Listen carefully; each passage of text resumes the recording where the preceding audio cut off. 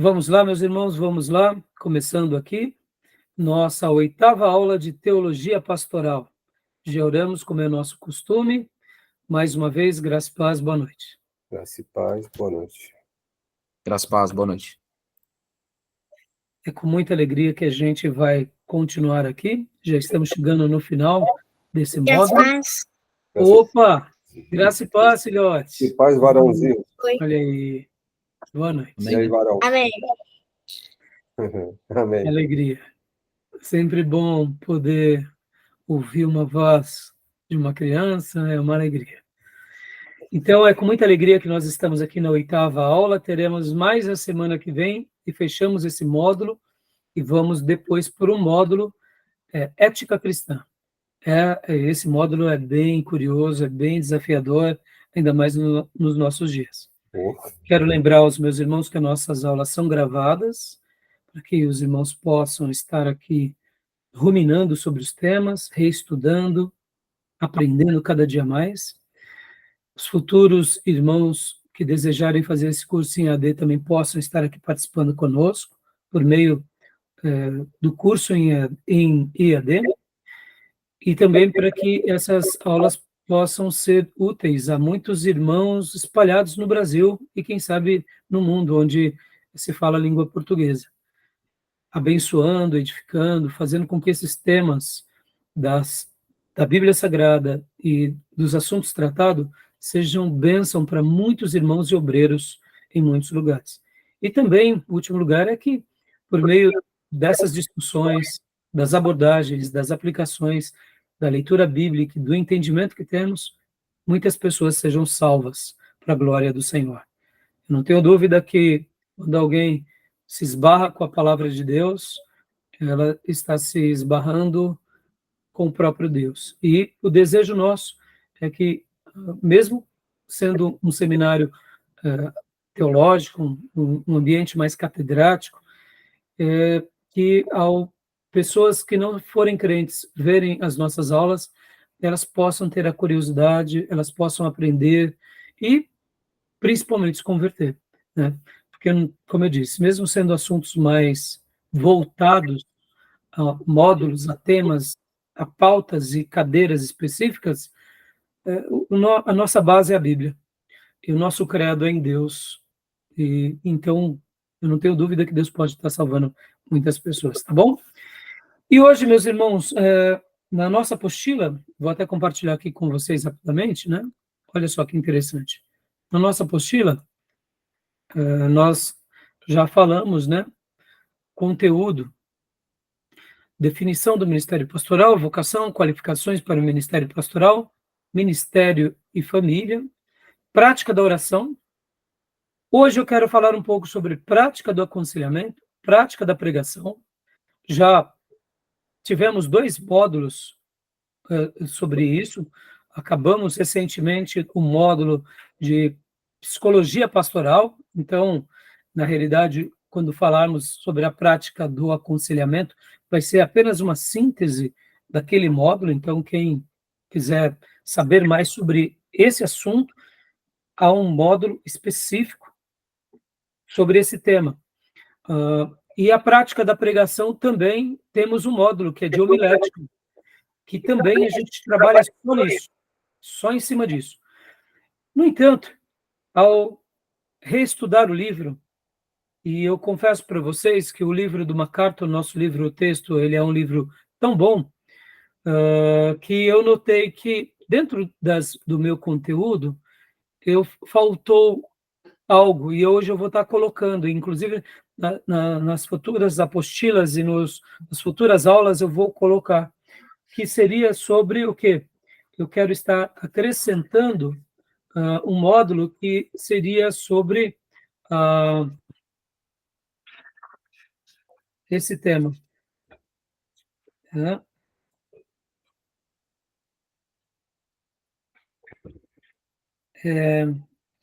A compaixão do pastor pelas almas. Então, hoje, na realidade, eu vou estar falando a compaixão do pastor pelas almas, no aspecto como igreja local, e também quero abrir pelas almas no aspecto da evangelização. Então, eu vou fazer uma síntese. Só para vocês terem uma ideia, no livro-texto, se vocês estiverem aí com o livro-texto na mão, abra aí comigo. Olha só.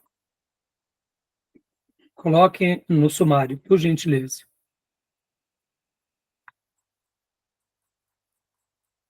Vocês notarão que o que eu estou falando agora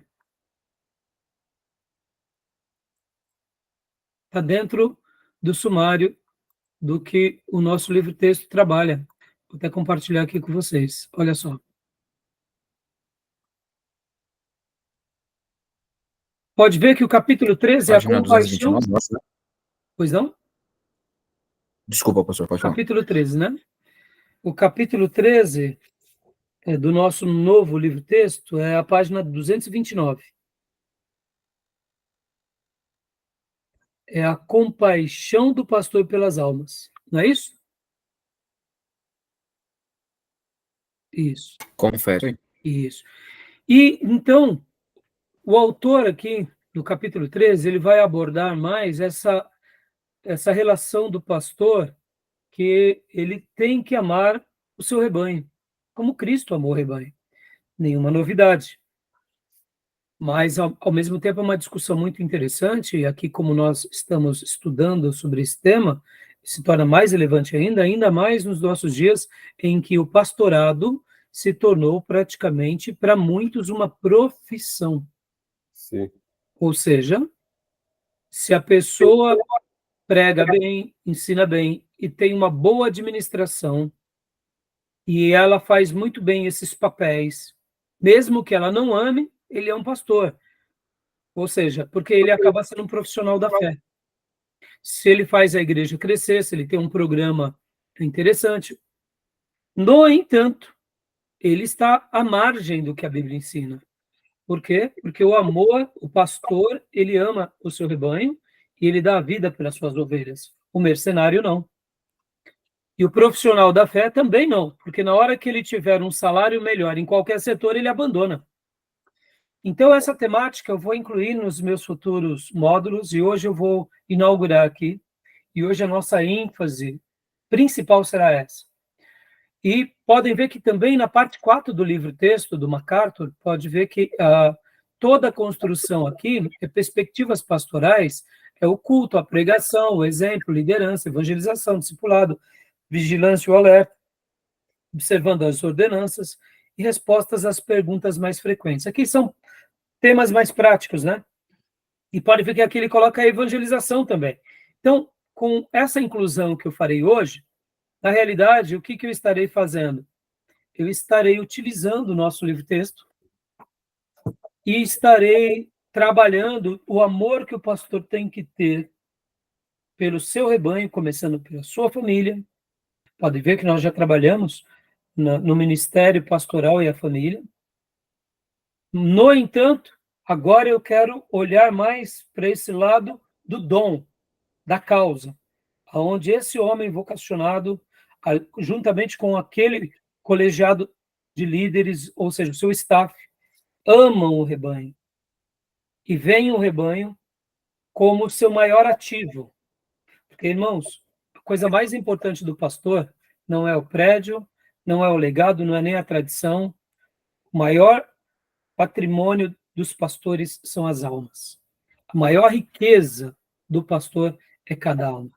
Perceba que nesse mundo materialista, né, que alguém já disse, falando um pouco sobre capitalista, né, não é capitalista, é capitalista, né, onde faz com que nós usemos pessoas e amemos coisa, né, não é uma economia capital, é capital, né, que é coisa do capeta, né? Alguém já brincou assim, mas é bem oportuna essa brincadeira? Percebam quantos são aqueles que se enveredam para a igreja no aspecto do capital, né? Da parede, das edificações, ou até mesmo da perpetuidade da denominação, ou seja, valoriza mais a instituição ou a denominação do que as escrituras e as almas, sendo que não foi assim que Jesus nos deu exemplo. Pode ver que ele não tinha literalmente uma igreja propriamente dito, no sentido paredes, institucionalizada. Ele tinha uma igreja viva, composta por discípulos que o amavam. Ele era esse pastor que amava o seu rebanho e a todos, e o rebanho o amava. E essa era a igreja de Jesus, composta apenas por pele e osso, e um nazareno. Pode ver que ele, como pele e osso, sendo Deus e sendo homem, e os seus rebanhos, sendo de pele e osso e pecadores. A igreja de Jesus era essa, ponto. E é essa a essência que eu quero resgatar aqui hoje. Claro que não é com isso que nós vamos desprezar as boas tradições, a nossa história, a nossa denominação, mas elas têm que ser colocadas no lugar delas. Eu gosto muito de usar uma frase que é: eu amo a Igreja Batista, mas eu adoro a Jesus. Eu amo meu rebanho, né? Mas eu adoro a Jesus. Então, dando essa ideia de que o amor que nós temos pela nossa igreja, ou pela a nossa história, pela reforma, pelas igrejas que são sérias, é um amor muito grande, mas a nossa adoração tem que ser única e exclusiva a Jesus Cristo. E a nossa fidelidade absoluta e total é às Escrituras. Então, é em cima disso que eu quero trabalhar hoje, isso. E eu quero olhar para o amor do pastor como ministro ao rebanho e às almas, tá bom? Então, semana que vem vai ser a aula que eu vou concluir a apostila e as demais temáticas também do livro, tá? Então, hoje a gente vai ficar em cima dessas três pautas. O amor do pastor pelas almas, começando pelo rebanho, depois pelos perdidos. Vamos falar sobre a importância do aconselhamento e a importância da pregação. Tá bom, meus irmãos? Tudo bem até aí? Sim. E para facilitar... Então, pois não, Júnior? pressupõe, então, que o vocacionado tem amor. Não, seria uma... Se pressupõe que sim, e seria uma equação sine qua non. Tem que ter, né? Mas não poderia deixar de ter. E aqui eu não estou entrando nem no mérito de se é muito ou se é pouco, mas tem que ter, né? Porque até a questão do amor, eu vejo assim, o amor tem que ser voluntário, não tem que ser, quando fala assim, tem que amar, o amor não é imposição. Então, tudo bem, mas assim, Júnior, partindo do pressuposto de que somos ministros, só teremos, como disse o Bill Hybels, e eu concordo com ele em gênero, número e grau, só teremos impacto no ministério com amor. Então, mas o que eu estou falando? Porque o que eu quero dizer é o seguinte, o amor tem que ser inerente. E não assim, alguém tem que amar, ele vai ter que... É como o exemplo que eu vou te dar. Por exemplo, você fala de liderança, que já é inerente àquela pessoa, da pessoa. E tem aquele que conquista a liderança. Sim, sim. Acho que amor, eu acho um pouco diferente, porque tem que estar na vocação da pessoa. Sim, mas é que aqui, talvez, Júnior, o conflito esteja dentro daquela definição bem básica. O que é o amor? Geralmente nós associamos que o amor ele é um sentimento, mas quando nós colocamos o amor como uma ordenança, como um mandamento, ela se torna algo diferente. Então, por que eu estou colocando aqui na perspectiva de mandamento? Porque é assim que eu entendo, né? Porque quando eu me predisponho, Deus invariavelmente vai nos ajudar a amar. É do agrado dele. Quando nós deixamos o amor mais atrelado à questão do sentimento, pode ser que nasça na pessoa ou não, mas quando eu enxergo como algo que eu não tenho escolha, e eu tenho que me ajustar àquilo, aí muda um pouco o coração. E quando eu falo assim que o ministro, em especial o pastor, ele tem que amar, ele pode pastorear sem amor, mas ele vai ter um pastorado falido. E mesmo aquele que ama já tem dificuldades, imagina aquele que não ama. Não sei, não estou entendendo, Então, mas... é dentro dessa premissa de ver o amor não como uma opção, mas ver o amor como um mandamento. ver o amor como uma ordenança deixada por Deus para nós, ou mesmo um mandamento, e eu posso escolher amar ou não.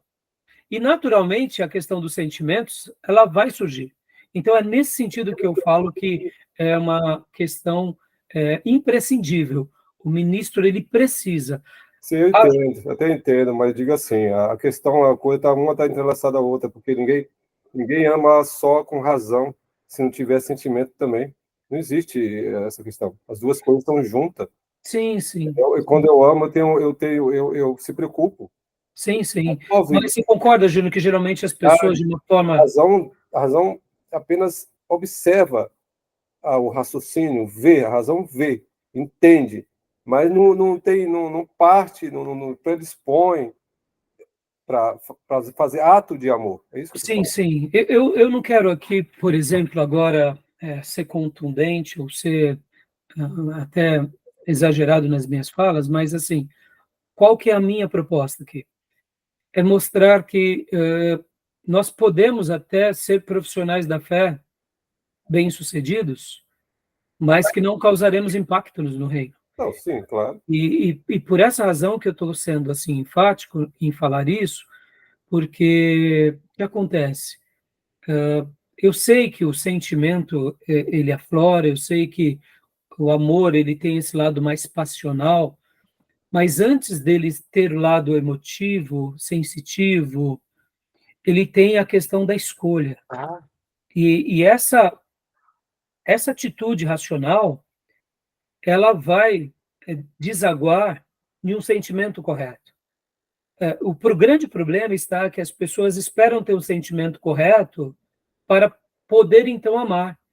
E elas raramente irão amar. Porque, como a Bíblia mesmo ensina, que o coração do homem é enganoso. Logo, nós vamos amar coisas. Podem ver o quanto a teologia da prosperidade tem enganado as pessoas. Porque as pessoas amam coisas. E a proposta da teologia da prosperidade, ela é realmente excelente para essa vida. No entanto, enquanto eu não tenho essa consciência plena de que isso é algo que eu preciso me ajustar diante de Deus, porque Ele me ensina isso, Ele me ordena com os dois grandes mandamentos, e eu preciso fazer com que esses mandamentos sejam reais na minha vida.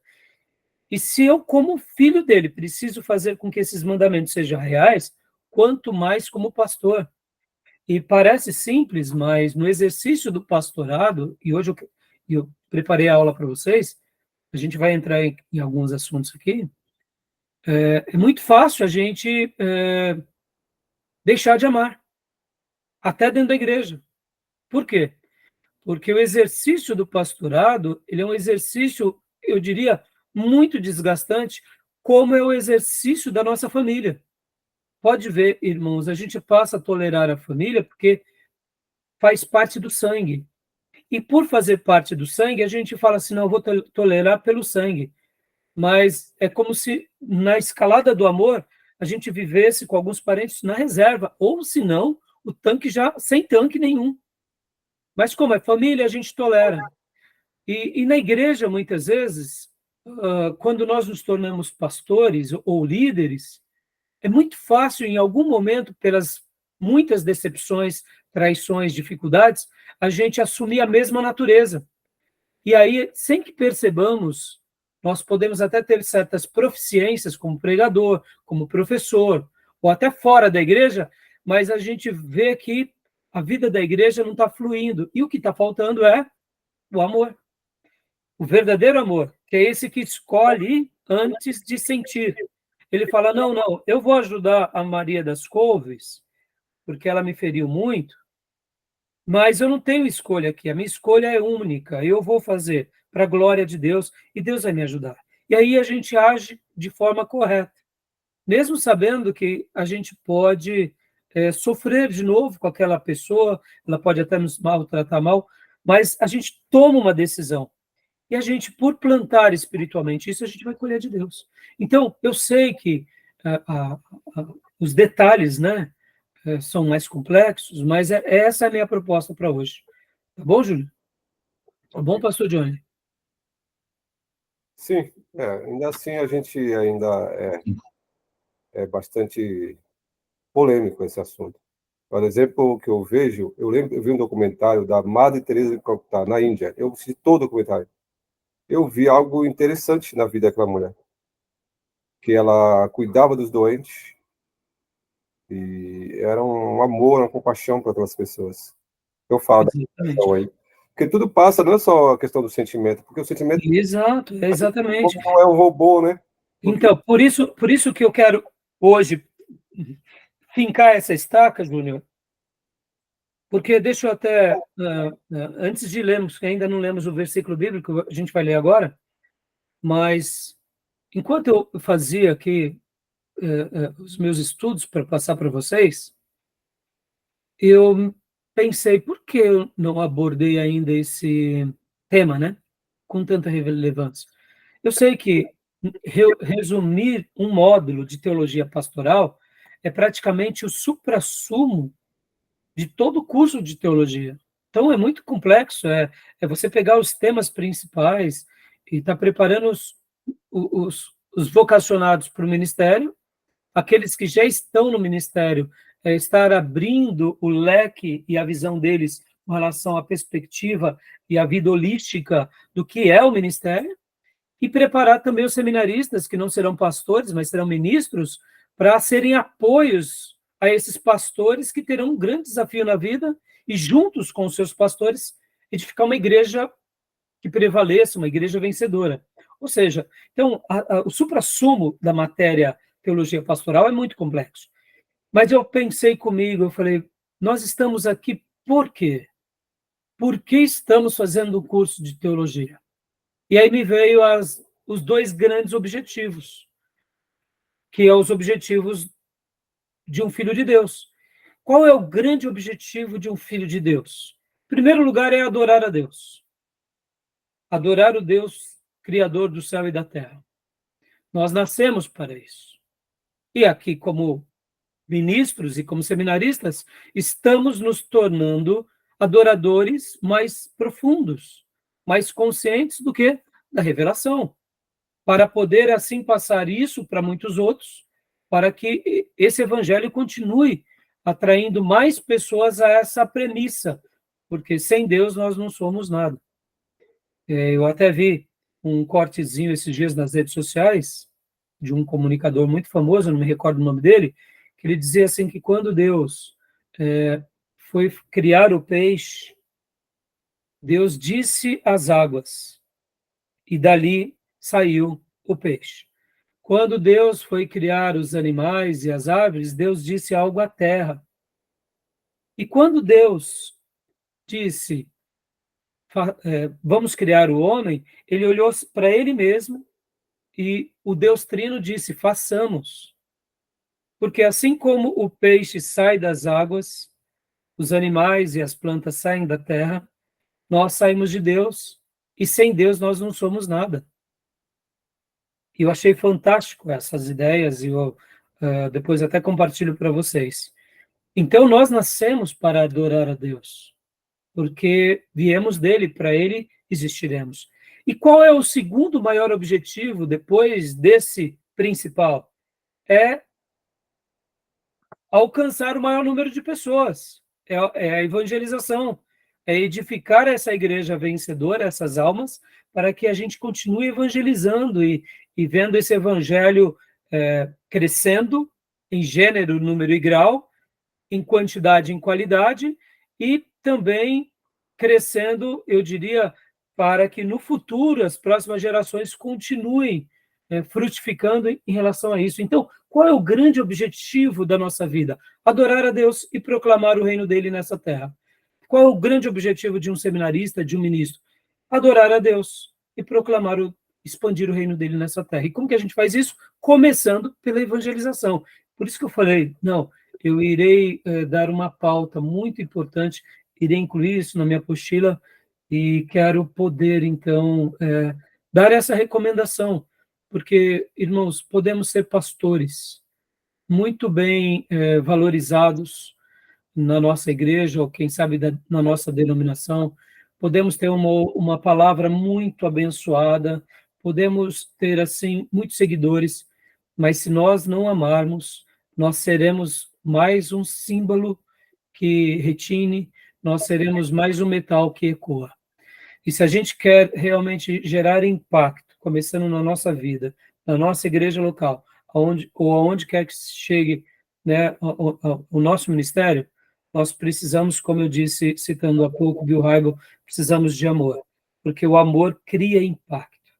E o pastor sem amor é um pastor oco, é um sino que retine. E que Deus nos livre de sermos teólogos assim, que sejam sinetes que ecoam o som, mas que não geram impacto. Porque, como disse Paulo lá no clássico texto de 1 Coríntios 13, né? O amor, ele está nessa terra, mas ele perdurará para sempre, né? Tudo passará, mas o amor não, né? E parafraseando ainda 1 Coríntios 13, podem ver que 1 Coríntios 13, ele faz parte de uma discussão que Paulo começa no capítulo 12 e termina no 14. Ou seja, 1 Coríntios 13 não é uma obra originária de Paulo falando sobre o casamento. 1 Coríntios 13 não é uma palestra para casamento. 1 Coríntios 13, ele está no contexto do exercício dos dons. No exercício dos dons aonde? Na igreja do Deus vivo. Ou seja, ele acontece na hora em que edificamos a igreja, e somos solidários com os irmãos, que exercitamos o nosso dom, fazendo tudo isso debaixo da piedade e da orientação do Espírito Santo. Ele está nesse contexto. Nós vemos isso, que Paulo, quando ele conclui o capítulo 12, ele conclui o capítulo 12 e ele começa o 13 dizendo, agora eu vou mostrar um caminho mais excelente do que os dons. Pode ver que os nossos irmãos pentecostais gostam muito de dons e poder, mas o caminho mais excelente do Senhor para todos nós é o amor. E aí ele conclui o capítulo 13, Paulo, no capítulo 13, ele é inclusivo, podem ver que ele fala, ainda que nós. Por quê? Porque Paulo também, mesmo que já tivesse uma experiência vasta como um grande ministro, um grande evangelista e apóstolo, ele sabia que o amor, ele sempre nos acrescenta sem jamais nos completar. Enquanto ele estivesse nessa terra, ele poderia crescer na habilidade de amar. Pode ver que ele usa até figuras de analogia como de espelho, porque conhecemos em parte compreendemos, mas quando chegar aquele dia, ou seja, mostrando que mesmo ele, Paulo, que é o grande apóstolo, ele ainda estava crescendo na habilidade de amar. Então, olha que coisa linda, meus irmãos. Paulo, então, depois ele conclui o capítulo 3, falando sobre a fé, a esperança e o amor, e mostra que o amor é maior do que tudo, e depois ele vai para o capítulo 14 e volta o tema ainda dos dons, ou seja, mostrando que não há como viver igreja, viver ministério, viver expansão do reino sem a essência de tudo, que é o amor. Tá bom? Esse amor é o próprio Deus que ele mostra, né? Sim. Ágape, né? Exatamente. E hoje, né, diferente dos outros dias, a gente acabou fazendo uma discussão bem longa. O texto que eu queria deixar para nós era João 3,16. Pastor Johnny, pode ler para nós, por favor? Texto clássico, né? João 3,16. Amém. João 3,16. Porque Deus tanto amou o mundo que deu seu Filho unigênito, para que todo o que nele crê não pereça, mas tenha vida eterna. Amém. E essa promessa de Deus é para o seu povo e para todos aqueles que ainda não receberam a Jesus, né? Pode ver que essa é uma promessa de Deus para todos nós. Amém, meus irmãos? Então, meus irmãos, de hoje eu peguei, inclusive, quando eu for falar sobre aqui as almas, eu separei um capítulo desse livro de Spurgeon, O Conquistador de Almas, tá bom? A gente vai trabalhar, fica aqui uma sugestão, né?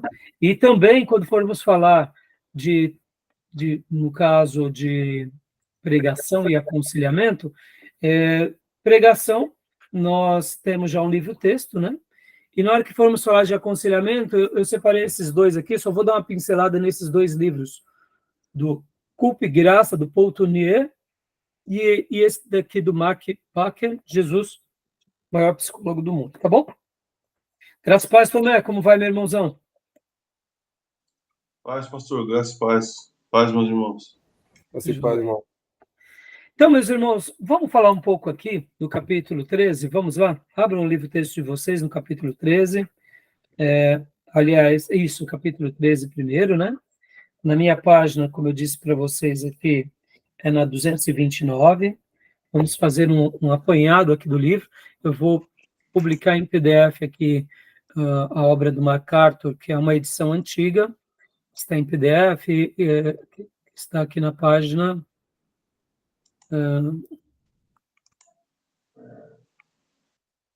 Deixa eu ver. Aqui é 249. 245, aliás. Então,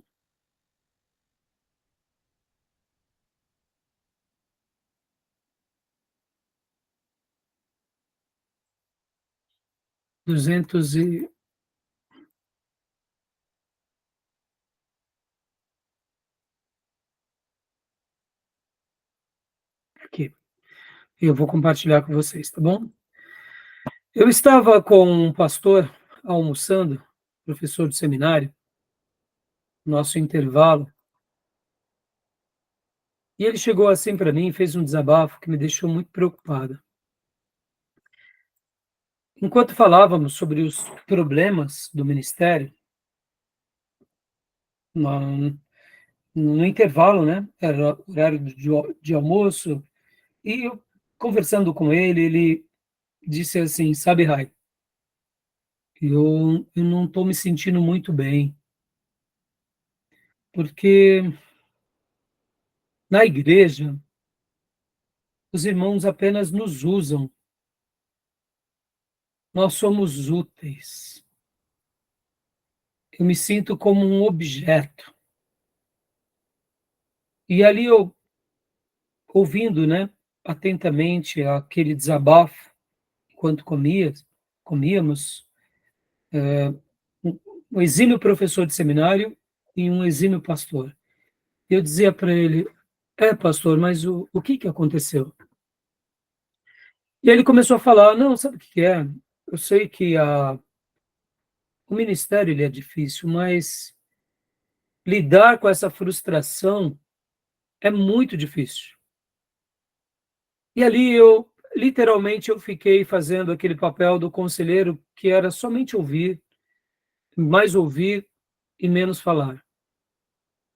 E, irmãos, como foi difícil ouvir daquele colega que a igreja pela qual ele estava, ele não era o pastor titular naqueles dias, ele era o pastor auxiliar, tinha uma relação muito utilitária com ele. Então ele estava ali falando que, sabe, eu sei que nós precisamos ser úteis, ele dizia, porque afinal de contas precisamos visitar o rebanho, precisamos ensinar o rebanho, preciso pregar. Mas como é horrível se sentir como um objeto. E por que eu estou falando isso, irmãos? E eu estou dando essa ilustração viva aqui para vocês. Infelizmente, nós não sabemos quem serão as almas que iremos cuidar. Nós não podemos dizer assim: não, esse tipo de pessoa eu não vou pastorear.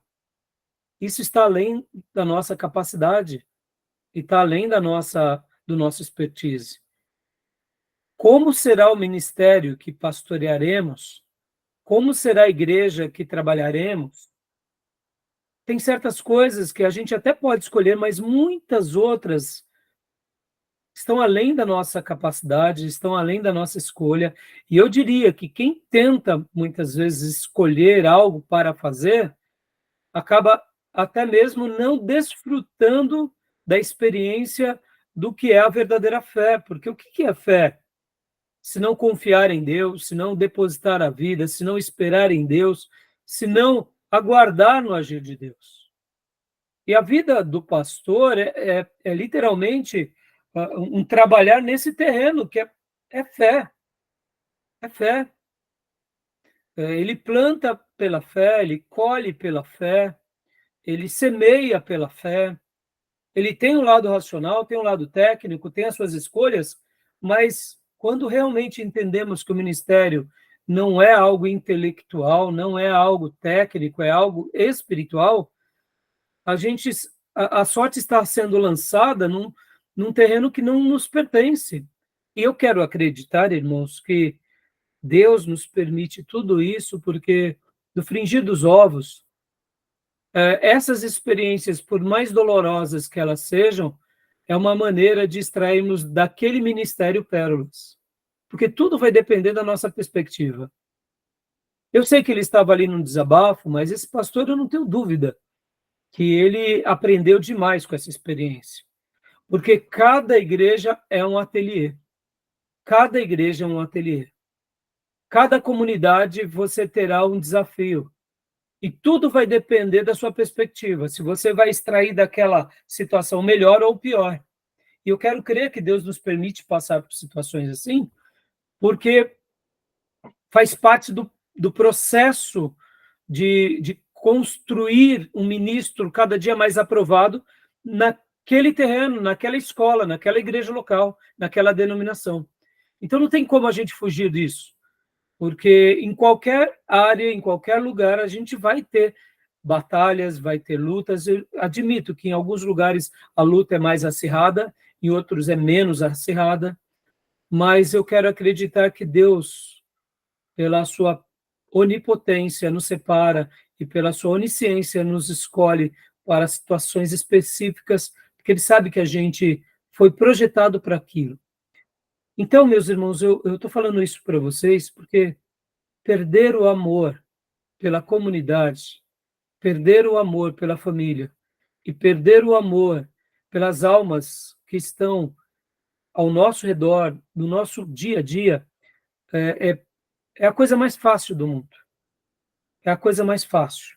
Ao mesmo tempo, nutrir esse amor, nutrir essa experiência e lutar em cima dessas verdades é um desafio que está colocado sempre diante de nós e que a gente não pode perder nunca isso de vista. E aqui, no capítulo 13, o autor, né, que é o David Duell, ele vai trabalhar esse capítulo debaixo da supervisão do MacArthur, falando um pouco sobre isso. A gente, como vocês já viram, esse livro ele é um livro bem extenso. John MacArthur Jr., né, ele é o editor-chefe, que tem quase 400 páginas, então não dá para a gente trabalhar em todo ele, mas agora a gente vai pegar os pontos principais, tá bom? Então, Pastor Johnny, faça as honras para nós aqui, lendo os primeiros parágrafos, por favor. Eu vou estar replicando aqui nesse PDF mais antigo, só para facilitar aquele irmão que estiver nos assistindo nos nossos canais de YouTube ou nas nossas demais redes sociais.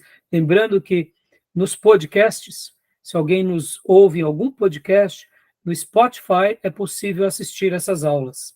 E nas demais plataformas de podcast, só é feito o áudio, tá bom? Então, pode ler para nós, pastor? Estarei compartilhando aqui na tela, por favor. Joia. Vamos lá. Compaixão do pastor pelas almas. David C. Duell. O título pastor sugere duas funções dos líderes da igreja: nutrição e direção. A nutrição é a responsabilidade cristã geral de mostrar compaixão pelos outros. Essa capacidade é acentuada porque o pastor deve estabelecer o exemplo para os outros. Uma consideração de trechos bíblicos relevantes mostra que ele deve, ao mesmo tempo, delegar atos de compaixão a outros líderes que sejam motivados por seu exemplo, para que possa concentrar-se em sua função principal de dirigir o povo pelo ensino da palavra e guardá-los do erro. Ele precisa equilibrar uma exemplar compaixão com seu ministério de ensino. Joia. Olha que palavra linda, irmãos, aqui em cima, né, na segunda linha. Nutrição e direção. Nutrição e direção. Nós conduzimos as ovelhas ao alimento e à água, mas sempre na perspectiva de uma direção correta. Sempre. Lembrando que tanto a nutrição quanto a direção começa em nós. Nós nos alimentamos porque também somos ovelhas, e passamos para as demais ovelhas que estão debaixo do nosso cuidado. E a direção é a mesma coisa. Nós vamos na frente e seguramos as ovelhas nas mãos, trazendo atrás de nós. Como alguém já disse, que o líder de verdade é aquele que segura o caixão na cabeça. É uma frase forte, mas ela é bem desafiadora. O que você entende dessa frase, meus irmãos? O que vocês entendem? Segurar o caixão na cabeça. Já ouviram essa expressão, não? Eu nunca Não? ouvi. É como se fosse o marido que perde a mulher e naquela hora horrorosa do velório, quando ele vai levando depois de velar ali a sua ente querida, esposa que ele amou durante toda a sua vida, fecha-se o caixão e ali vai levando ao enterro. Então ele segura a primeira parte e ele não se acovarda, dando essa ideia de coragem em meio à dor, né? Que Deus nos livre de termos experiências assim com os filhos, porque que os nossos filhos segurem os nossos caixões, né? E não o contrário. Podem ver que quando um pai ou uma mãe perde um filho, qual é o nome que se dá para esse pai e para essa mãe que perdeu o filho? Já pararam para pensar? Porque uma criança que perde os pais, ela se torna o quê?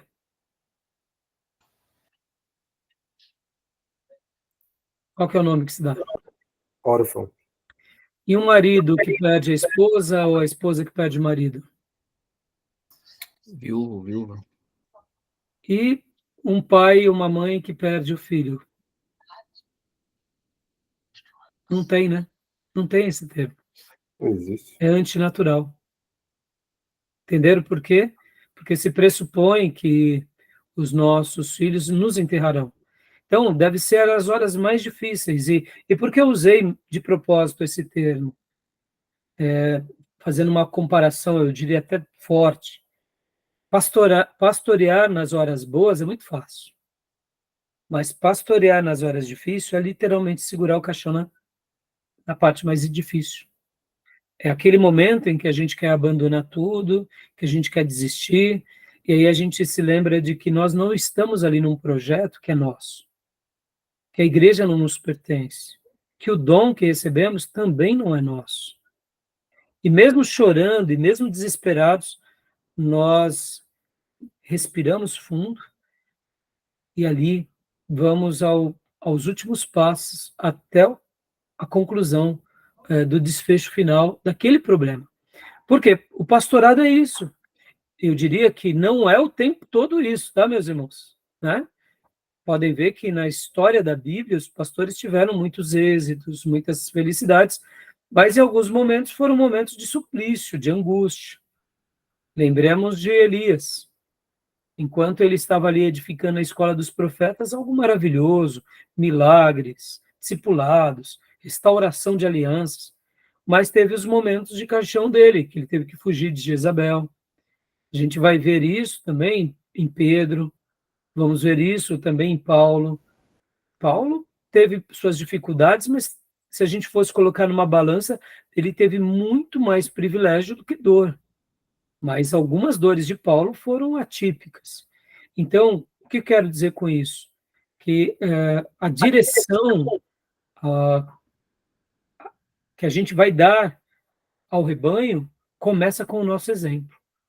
E que Deus nos dê força e coragem para a gente não jogar a toalha e para que a gente seja maduros, de fato, inclusive nos momentos de dor.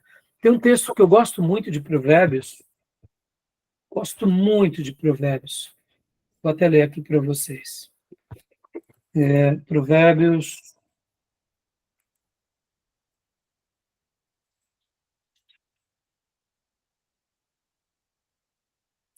24:10. Provérbios 24:10.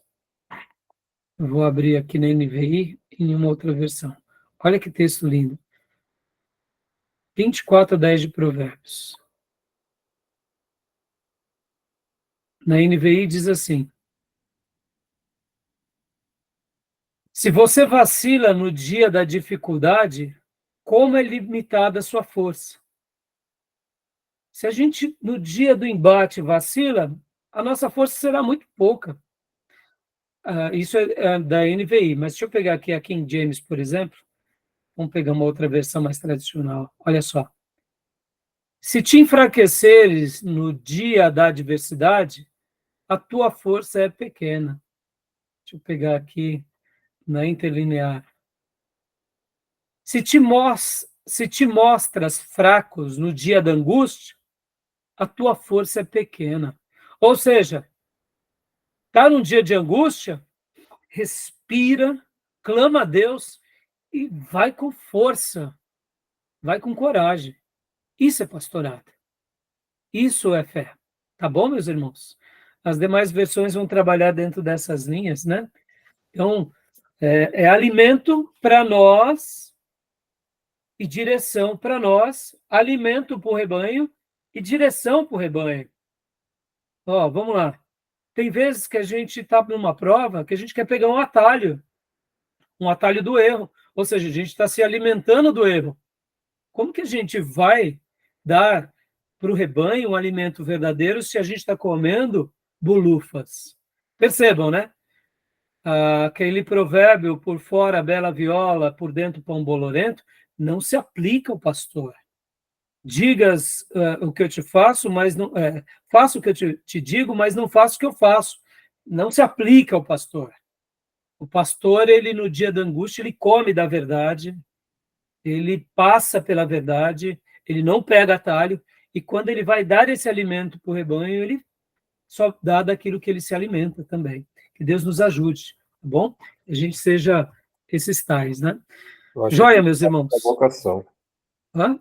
Eu acho que tudo isso passa pela vocação. Sim. Quem não foi chamado, com certeza não vai suportar.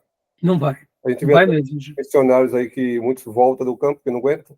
Exatamente. Concordo com você, Júnior. Outros motivos que levou até lá. Exatamente. Por isso, Júnior, que a gente não tem que ter pressa, a gente também não tem que ficar, por exemplo, muitas vezes, eu diria, como que eu posso falar, Júnior? Desconsiderando, sabe? Como que eu posso falar? Desconsiderando no sentido assim, me entenda, tá, Júnior? A pessoa ela não está preparada, a gente começa a pressionar ela, sabe assim? Deixa, é o tempo de cada um. É o tempo de cada um, né? Porque é uma coisa misteriosa para cada um de nós. Tá bom? Você vê que Moisés, quando o primeiro chamado para Deus, o que ele falou? Se eu não Exatamente. estou apto, eu não estou apto. Exatamente. Foi sincero, Foi sincero. mas Deus preparou ele. Exatamente. E aí, vamos agora julgar Moisés na sarça. Ah, Moisés, você não tem fé. Você percebe que o nosso julgamento ele é muito falho. Por isso que a gente tem que olhar e falar assim, no máximo, falar assim, não, vamos orar pelo irmão Moisés. Verdade. Porque se Deus está chamando, Deus vai abrir os olhos dele, vamos ter paciência. Mas perceba que nessa hora a gente até é contundente no nosso julgamento. Ah, Moisés está desviado. Sim. Né? Então, né, aproveitando, Júnior, leia para nós esses dois parágrafos, por favor. Não é fácil de modo algum um jovem tornar-se pastor, e ele não deve ficar desanimado se não conseguir transformar-se em um dia ou um ano. Orador e reformador tornar-se-á sem dificuldade. Na crítica à política e à sociedade, pode começar um negócio frutífero no primeiro domingo, mas pastor, ele só consegue ser devagar, percorrendo com paciência o caminho da cruz. Exatamente. E aqui percebam como a igreja ela é precipitada. E como os candidatos também são. Pregaram bem em um sermão, já acham que são pastor. Verdade? E aqui também vai um alerta para os irmãos agora aqui que estão me ouvindo e para os futuros alunos. Você pregou bem, meu irmão, dê glória a Deus, você só pregou bem, isso não quer dizer que você seja um pastor. Verdade. Você deu uma boa aula bíblica, fez uma liderança boa no ministério, quem disse que você será pastor? Verdade. Eu gosto muito da comparação que eu gosto de fazer com os diáconos do Novo Testamento. Lembra que em Atos 6 há aquele problema, que as viúvas helênicas não estão sendo assistidas, e aí eles, então, os apóstolos ouvem a reclamação, eles têm uma ideia de escolherem pessoas que sejam sábias, que dão um bom testemunho e que sejam cheios do Espírito Santo, e que também sejam de origem helênica. E ali escolhem vários candidatos, todos ali da mesma origem, e 2 ali destacam-se no Novo Testamento, inclusive logo no começo da igreja. Quem são os 2? Lembram? Primeiro mártir. Quem é o primeiro mártir? Estevão. Estevão. E um outro que evangeliza, e que inclusive evangeliza o eunuco da Etiópia. Felipe. Exato. Percebam, agora eu pergunto para vocês. Estevão, o primeiro mártir, ele fez aquele sermão maravilhoso, apedrejado debaixo da autoridade de Paulo. Ele não era pastor. Ué, vamos lá. E nas nossas igrejas, Estevão virava o quê? Presidente da convenção. Ou não? Apóstolo. Eu estou falando aqui dos batistas, né? Presbiteriano. Se é sim. dos neopentecostais, ele virava semideus. Né? Esse critério aí que você falou, que ele escolheu, ainda adota hoje, cheio do Espírito Santo? Então, é isso que eu digo para você, Júnior. As igrejas precisam repensar. E é para isso que a gente está estudando esse assunto, né? A gente precisa repensar. Porque, olha só, Júnior, que interessante. Então, a igreja ela é precipitada, ela vê o irmão liderando jovens, ele já vira pastor dos jovens. Não, alto lar. Alto lar. Ele tem vocação divina. É o livro que nós estudamos, as aulas passadas, inclusive o chamado pastoral de Spurgeon, juntamente com a matéria que nós falamos aqui sobre vocação. Ele foi chamado por Deus, ele foi experimentado, ele foi treinado para depois, então, a igreja... Porque, perceba, essa igreja, a nossa igreja contemporânea, ela está tão fraca de exemplos que o irmão que prega bem, ele virou pastor. Não, ele é só um bom pregador. O outro irmão que é consagrado, que não pede um culto de oração, que ora bonito, ele também é separado para ser o quê? Pastor. Não, ele é só um irmão consagrado. Irmãos, hoje, irmãos consagrados estão virando líderes na igreja. Eu diria, não, eles só são irmãos consagrados. É porque baixaram a régua tão para baixo que não pode. Então, irmãos, cuidado, não estou aqui querendo dizer que a gente vai ter uma régua quase lá no pé do anjo, né, Gabriel, do anjo Miguel, do arcanjo Miguel. Não é isso. Eu estou dizendo o seguinte, há critérios bíblicos, porque Felipe e Estevão eram só diáconos. Meus irmãos, muitas vezes o irmão da nossa igreja vai ser um diácono pro resto da vida. Vai ser um ministro de música pro resto da vida. E qual é o problema? Deixa Deus usar ele pro resto da vida.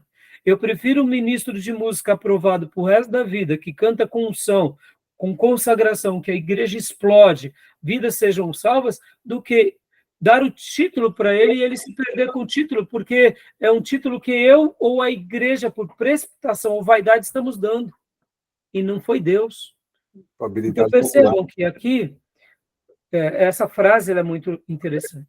Para a gente concluir esse módulo aqui, né? Mais essa outra frase, Júnior, por favor. Ok. Depois de deixar o seminário, muitos jovens descobrem que o amor pelo sumo pastor não se alarga, transformando-se em amor pelas ovelhas de Deus. Sem dúvida, as dificuldades no trato com as pessoas é a primeira causa das baixas no ministério. 85% de acordo com uma denominação. Então, aqui, percebam, irmãos, muitas vezes... Né? O teste de fogo. É o teste de fogo. No seminário, no início do ministério, é tudo muito caliente, é tudo muito bom, mas é como... eu compararia, irmãos, me permita aqui até a comparação, a vida de um namoro, noivado e o recém-casado. Verdade. É assim. A gente vai ver se realmente amamos a pessoa depois dos primeiros anos de casado. Exato. E também com aquele ato e as decisões de que, não, eu vou investir no meu casamento, eu vou amar minha esposa, eu vou amar meus filhos, eu não vou trocar por um romance. Porque eu não sei se vocês sabem, né?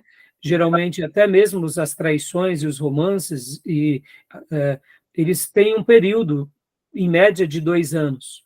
Por quê? Porque é tudo furtivo, né? Durante esse período médio de 2 anos, você se encontra esporadicamente, você curte. Depois disso, vai entrando mais na normalidade. Pode ver que é o período em que se acaba a paixão pelo, no caso, pelo relacionamento extraconjugal. Por quê? Porque no casamento há compromisso. Acaba o fetiche. Na traição, é tudo muito furtivo, Uhum. espontâneo. Né? Estou afim, eu vou, não estou afim, eu não vou. Percebam, o ministério, enquanto estamos no início, ele é muito apaixonante tudo, mas depois entram as reais motivações, entram a verdadeira experiência, as verdadeiras escolhas, ao lado mais maduro, mais nu e cru. Então, por isso que a gente tem que tomar cuidado, inclusive com o candidato que sai do seminário. Tem que esperar um pouco.